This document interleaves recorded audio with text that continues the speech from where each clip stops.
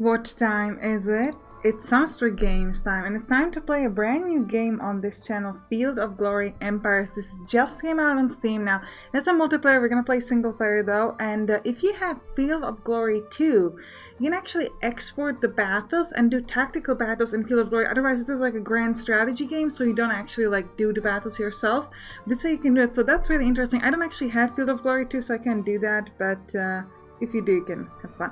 So big thank you to the developers for giving me a key for this game. And now let's just go. I just want to play this thing, okay? Grand Campaign 310 BC. Alexander the Great has been dead for a decade. His successors, Diadochi, are fighting in the east over the right to wear his mantle or carve out their own realm. In the west, conflict between Rome and Carthage looks to be inevitable. The current year is 310 BC. History awaits you. Yo!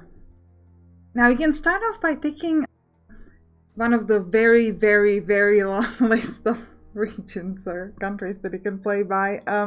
They all have like assigned difficulty, and also what they do, and I kind of like that, is they like give you like a sort of like a gameplay description. So even before you pick the nation, you can kind of know like what to expect. For example, like if you pick one of these, they'll say something like, as with many smaller states, your initial problem is survival and blah, blah, blah, blah, blah, right? So we're going to play, and you can see the difficulty and the interest here, and you can pick any one of these. Now you might say, well, there are some areas that like don't have anything associated like this thing. This is just empty. There is no name there, right? This is like an independent, more specifically Celtic independent here, and you can use it to, when you pick like, for example, Dacia, you can move there around to like, increase your realm, and actually you just fight the people who live there off, but you don't like start a war with another country. So this is a pretty good way to be able to, you know, make yourself big. For example, Dacia doesn't have much of anyone around it except these independents, so she can quickly sort of grow, right? But we're not going to do that. We're going to pick Macedonia, and it has the same 3-star difficulty as for example this. The reason why I like Macedonia is it has a pretty big population. You can see, for example, in this region we have population 11, over here 6 or 3 is pretty low, 8 and stuff, which is quite good, because if you have a country that's low population like this one, for example, Bohemia, the problem is that it takes you a long time to build buildings and everything is kind of slower. And I like games that have somewhat a quicker pace. So like, let's go with this one. So we're going to place this Macedonia. And very important things here is you can read the context, which we'll read in a minute, gameplay, and then you have modifiers. And modifiers are especially interesting because they affect how you play the game, and each sort of like country has like or nation has a different modifier. So for example, interesting modifier here is the Macedonian hegemony. Macedonia is the nation that saw great kings emerge. Philip of Macedon, Alexander the Great, and then other powerful and clever rulers. Macedonia gains only half decadence from conquest, but instead the government will age at double speed each turn. It fails to have more regions than the turn before, so we try to like kind of conquer every turn, so we can avoid that. And then we have like the Diadochi. This nation is ruled by the Diadochi, one of the Alexander the Great general. Their objectives will often be antagonistic, and if one is weakened, the neighboring Diadochis might annex some of his territories even without war. So this is very important. So this is why the modifiers kind of matter. Like for example, if you look at, I don't know, at like Dacia, it's going to have different modifiers, right? So it's going to be a tribe, we are a monarchy, and then like a different kind of focus. So that's something to sort of keep an eye on. So let's go. Let's pick this one. Context. On the death of Alexander, Cassandra took control of Macedonia, but a sequence of civil wars and Gallic invasions weakened the country in the period to 250 BC. By this stage, descendant of Antigonus ruled the state, and for the next half a century, Macedonia became the major power in Greece, bringing it into conflict with Rome. Defeated in 197 BC, left the kingdom weakened by 146 BC. It was little but a Roman province. This is the gameplay. This is kind of important because it tells you what to expect. Macedonia has some advantages among the Hellenistic states in having more manpower than most. Also, as one of the Diadochi, it is well placed to take advantage of either Lysimachus or Antigonus slip into trouble. On the other hand, your state will age more quickly, bringing extra decadence unless you keep up a steady pace of conquest. You're well placed to dominate Greece, and this will give you a rich base for further expansion either into Italy or Asia Minor. So let's go. So this game has a lot of features, so I'm going to go through mostly buildings and combat during this episode. In the next episode, we're going to talk about legacies and decadence and culture, which is very important. But if I spend this episode explaining everything, we're never going to get into the gameplay, and I want to get into the gameplay with you. So first thing we want to talk about is like population and buildings. So I'm going to click on one of these and click on the region. And this is the people that we have in the region, and this is the buildings that we have. So we have a lot of buildings. Now, the first category is food buildings. Then you have infrastructure buildings, money buildings, and culture building. Culture is very important. You need to have more culture than decadence. Otherwise, your sort of kingdom will, let's say, degrade. We're going to talk more about it in one of the future episodes, but it's just like, so the base explanation. Now, like I said, this first set is like a food building, so you can make food. That infrastructure is very important, that it helps you build stuff faster, like the future stuff. If you have a negative infrastructure, your buildings can decay and get destroyed. And also in infrastructure, you often have buildings that help you, sort of give you like protection, so it can be like some sort of walls around your city and stuff like that, so an enemy has to siege the city. Or you can have a lot of buildings like barracks that help you create new units. Then you have like money buildings, which in most cases make money. Also, you can have like trading posts and stuff like that. And then you have culture, which helps you with culture, but it can also give you a lot of loyalty and stuff like that. So right now you can see that in this particular region, we are making 33 food per turn. The more food you have, the quicker you can get the next population. Then we have +4 infrastructure. The infrastructure amount tells you like how quickly you can build the next building. Money is self-explanatory, and culture helps you with decadence. Also, you can see on the right here how much manpower does this region gives us. Manpower is important to replenish armies. Metal is important to build certain types of units. And then you have equipment, which is necessary to any kind of units, so to say. So we can build a new building. Now you have certain set of options. You can also reshuffle to get different kind of options on the same building. Now, for example, we can have flax field, which is going to give us 5 food and produces flax. We can already import flax. Now, buildings have different kind of bonuses. Actually, I didn't mean to click that. Yeah, let me show you on the marble quarry. So if we build a marble quarry, we're going to get 5 of infrastructure. But if we also have marble in the region, or if we can import it from somewhere, we will be able to get extra 10 culture. So it's going to give us 5 infrastructure and 10 culture. And the bonuses are very important because it can give you some very high bonus for like infrastructure, food, or money, or whatever. Another important thing with buildings is if the building needs something. For example, we can build Castrum Equitatum, where horsemen can train, and this is going to give us this effect, which means a bonus of 10 XP when a unit is created. It will give us skirmisher cavalry training. That gives us the XP on the light cavalries and skirmisher cavalries. It's a national wonder, but it needs horses. What does that mean? Well, if you already have horses, which you actually have in this province, then it doesn't mean anything. It's just going to work and that's it. But if you don't have horses, then you need to trade them. Now you can trade them from countries around you, and the price of it depends like how close the trading is and stuff like that. But you might also not have a trade for that. In that case, it's going to say something like with the marble that says missing. Now, if your building still needs the thing that's missing, it's still going to buy it, but it's going to be extremely expensive. So you want to make sure, like, if it needs it. If it doesn't need it, then it's just not going to get it. So if it just says bonus and I don't have it, then I just don't get the bonus. If it says bonus and I can trade the thing, then I'm going to pay to trade the thing, which is going to give me the bonus, which is especially useless with money buildings. Because, for example, if this had like a needs marble or something that I can trade in, the trading would cost, for example, 12 money, but it only would give me bonus of 5 money. So then it would actually not be effective to build that kind of a building. So let's first check what we have, and let's see if we have some bonuses for some specific type of thing, and then we can figure out like what we want to build as the next building. So we have orchard, which makes food. We could get a bonus food for figs, nuts, and seed and dates. So we actually have nuts and seeds, so we're getting some more food on this one. We don't unfortunately have dates and figs, so if we could get dates and figs, that would be pretty good.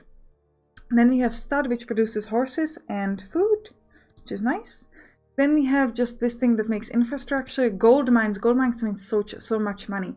You could get a bonus from silver and copper. We already have copper, but if I could get silver, that'd be really cool.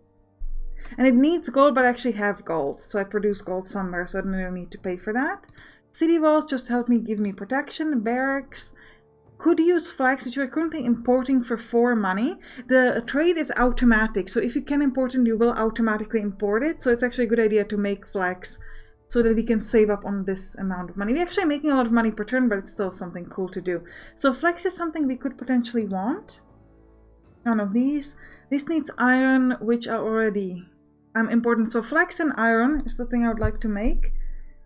Flax, iron, wine, and yeah, flax, iron, wine mostly. So can I make any one of these things here?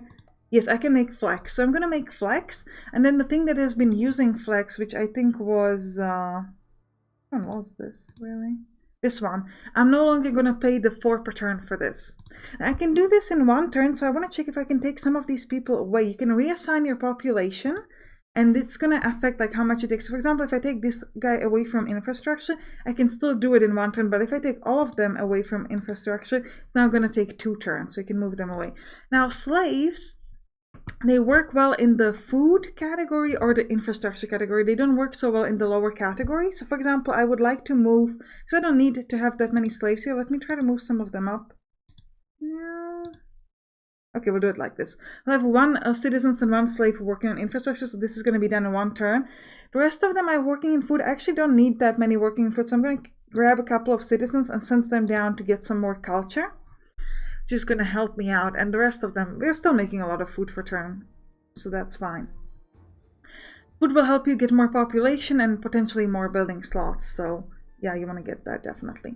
So this is why it's like important, and this is like taking the longest on the first turn, but you want to know like what kind of buildings you have and what kind of buildings you want. So let's check out next area. So we're making horses here, and we have other buildings. This is usurer. Will ease commerce in the region even if his practice might be outrageous to some, leading to discontentment. It's going to make us 7 money per turn, which is quite nice. It increases my decadence, which is not great.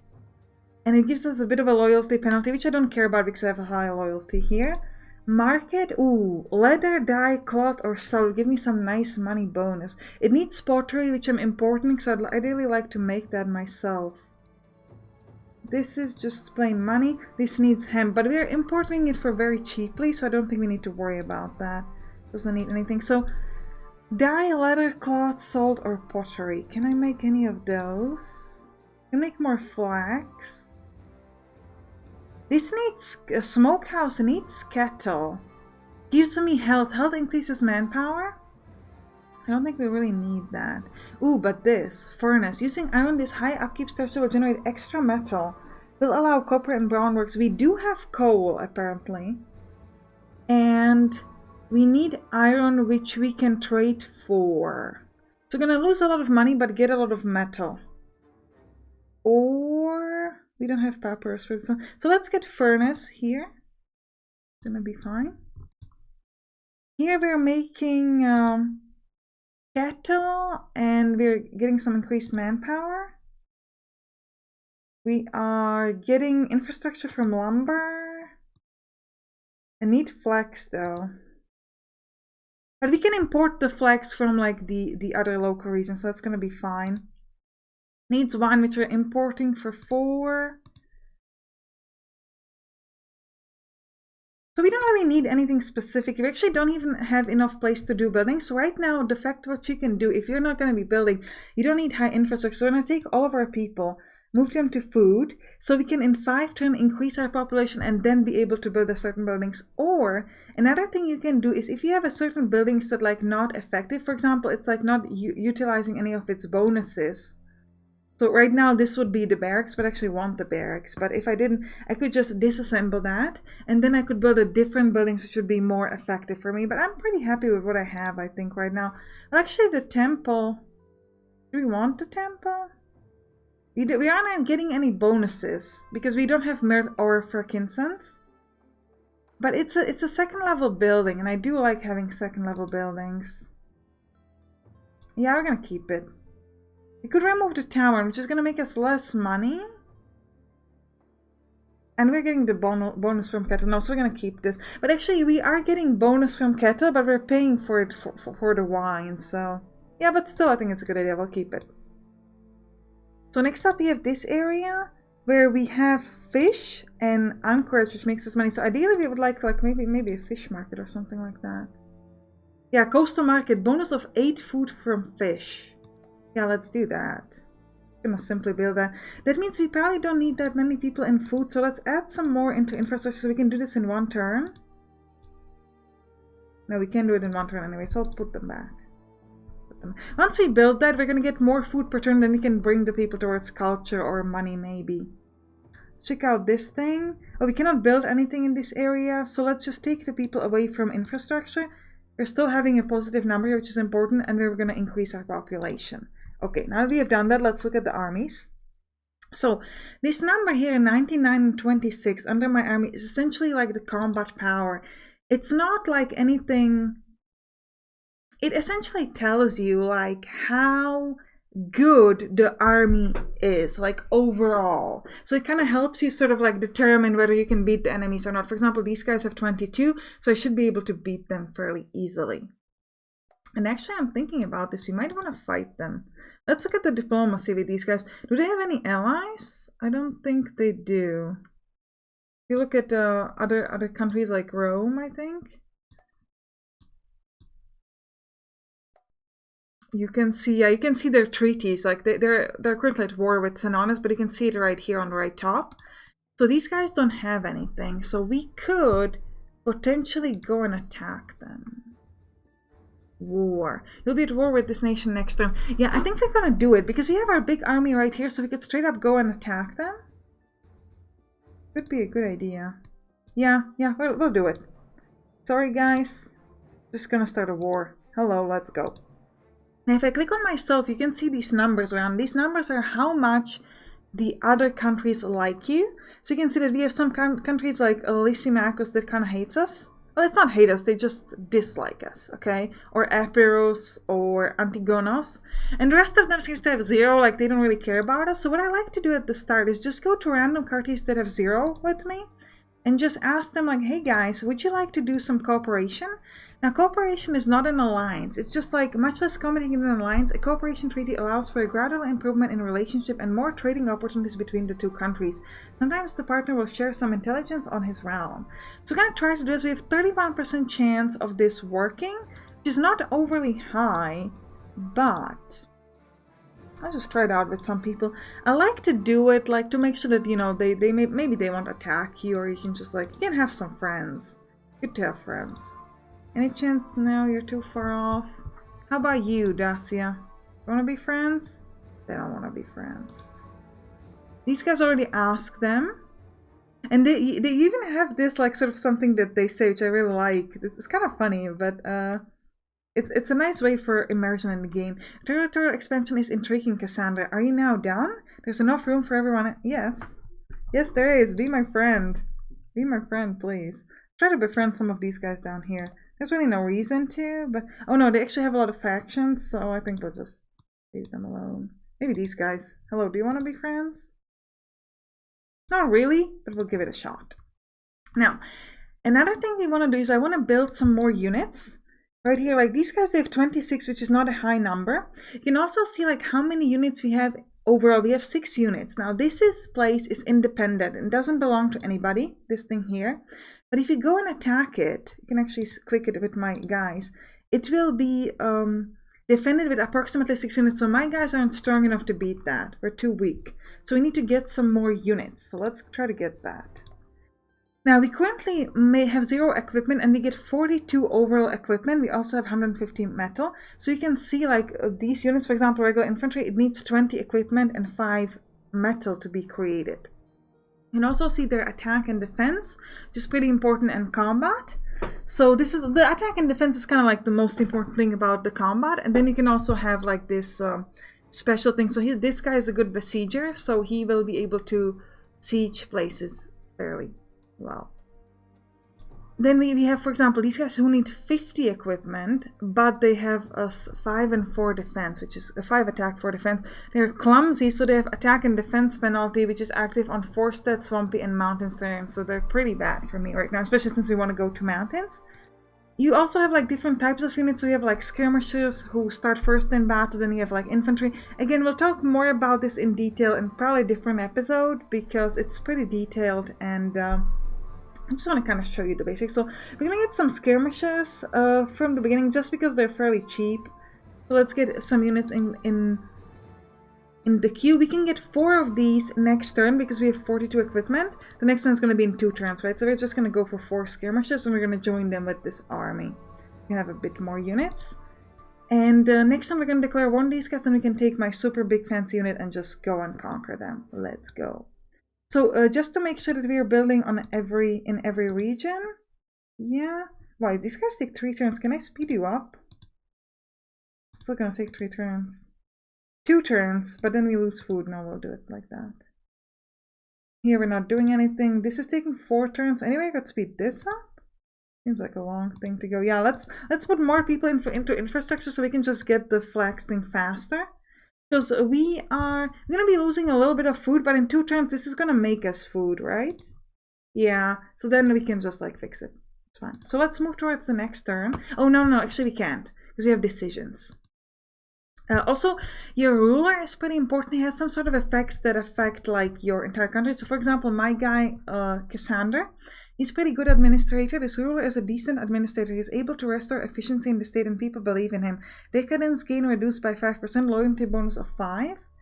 And he's charismatic, so we have free unit support of 4, which is quite nice. So these are the decisions that we can do. We don't have to do them right now, but we can.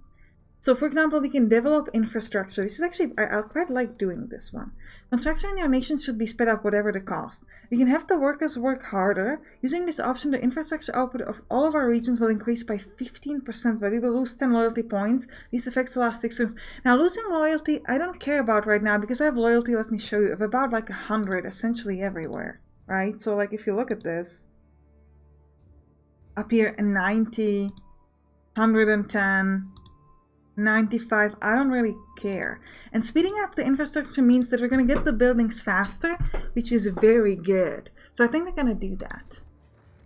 Another thing is you can buy it with money, but I'm actually just willing to make them work for it because I don't mind losing the loyalty. So let's do this thing. So next time it's going to like go into effect and we will get like a better infrastructure. Now, I'm actually not going to... Actually, yeah, let's do the decision. We'll do the combat next episode, I think, because we don't have time to do it right now. Okay, so let's read this. Slave status and freedmen laws. Slave status varied a lot between nations, but the common factor was being a living merchandise. In some nations, it was possible through the generosity of the master or a show of great skill to be freed and climb the social ladder. Very few nations allowed slaves to have children, and slaves' revolts were common and met with extreme violence by the army. You could improve their rights. Series of laws will slightly improve slaves' rights. In regions with a government or science building, slaves can have their base unrest permanently reduced by 1.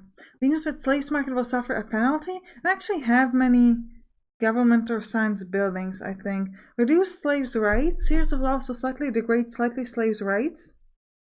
That's slightly right twice. All slaves in our nation will get a permanent increase of 1 to their base unrest. Each region with at least 1 slave will get plus 10% food and infrastructure bonus for 12 terms. Each region with a slave market will net some money immediately. But we'll get a permanent increase of 1 to the unrest. Slaves can now be freed under certain conditions. If a region has government or building, we don't have that, so we don't care about that. Or incite foreign slaves to revolt. Each region with slaves bordering your nation has a 35% chance of being in unrest. You'll spend some gold. We could reduce the slaves' rights.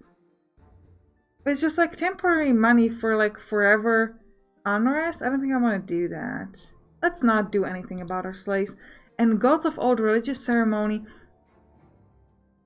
Religious ceremonies were already very important in ancient times. Worshipping had a wide range of practices and people were prone to adapt the gods of other ethnicities if this could give them some supposed benefits. And the problem with this is this gives you benefits if you have like religious buildings, which we don't have right now, so we might leave this for later. The decisions, they don't go away. They have like a certain expiration, so you can do them in a certain amount of turns. So for example, if we knew we wanted to do this decision, we would want to get a lot of religious buildings. I don't think we're going to do that. And the decisions are random, so it gives you some replayability. So let's move towards the next turn. Let's see if we can start a war with our Darndy. That'd be really nice. Now there's also a pretty complicated system with the level of your kingdom and whether you are kind of increasing or decreasing your level of kingdom or tribe or whatever. So like I said, we'll talk about it later, because if I just wanted to explain everything, it'd just be like a super long episode and we wouldn't get into any fighting and stuff like that. Messengers have arrived. Gita proposed we cooperate with each other as a privileged trading partner and perhaps more. Yeah. So you need to click on this and then you need to tell them to agree. So we're going to do that. And eventually this number can increase, so they're going to like me a bit more, and then we can do more stuff with them. Macedonia is marching its armies against Dardandi. Yeah, let me destroy you. Our lands are poor, Cassandra. You should attack someone worthy of your reputation. No, I'm going to destroy you. Kind states Nabatana is helping Ptolemaios against the despicable Macedonia. Okay. Yeah, they're kind of far away, so I don't really care. And yeah, this is just like the overview. Okay. We lost one of actually, we didn't lose the decision, we did it. So now we are quicker in infrastructure. So I think we'll do the first fighting. Yeah, let's do it in this episode. So let's go and attack them. I'm gonna click on assault, because we want to assault these guys. Just gonna straight up go and destroy them if we can. We should be very easily able to do that. Now, we have decreed a new public works stock. The condition for workers is worsened as a result, but we're going to get better infrastructure, which is all I care about.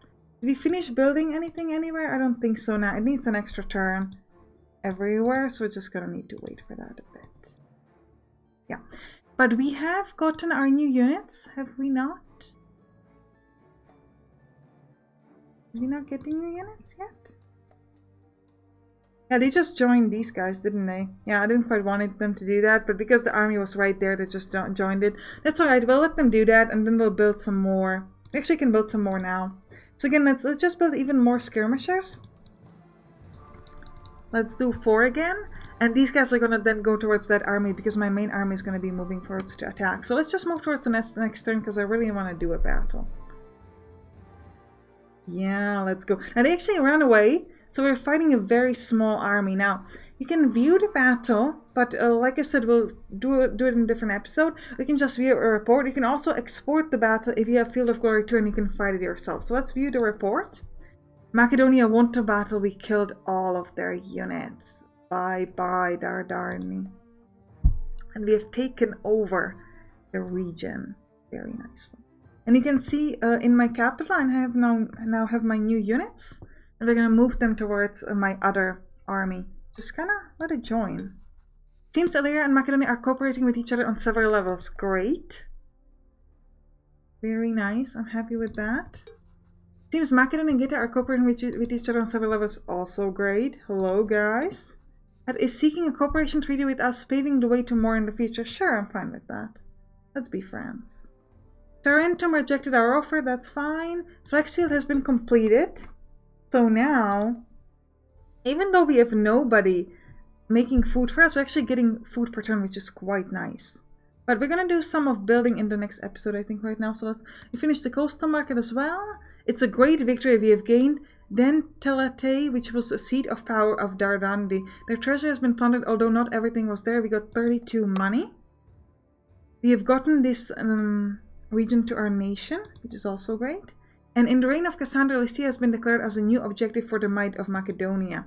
Now, if you fulfill the objective the ruler gives you, you can get legacy points. And legacy point is kind of the thing that you need to essentially win the entire game. But I think that's going to be it for this episode. I hope you enjoyed it. And I'll see you in the next episode. Click on the right top to watch it. Or click on the right bottom to watch Evil Bank Manager, which is a game where we take control of a bank and try to conquer... Well, not conquer the world, but take over the world with that bank. So I'll see you there. Bye-bye.